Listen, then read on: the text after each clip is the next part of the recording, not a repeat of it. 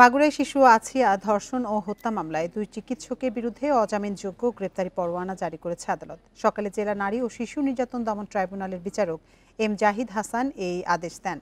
সাক্ষী অনুপস্থিত থাকায় হয়নি 7ম দিনের শুনানি। এতে করে আগামীকাল আবারও পরবর্তী সাক্ষ্য গ্রহণের দিন ধার্য করেছে আদালত।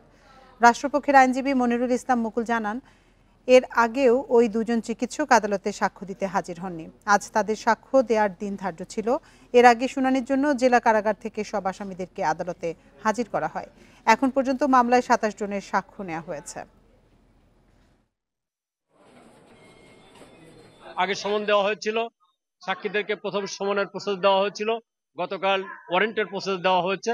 আজকে তাদের বিরুদ্ধে জামিনের অযোগ্য ধারায় ওয়ারেন্ট জারি।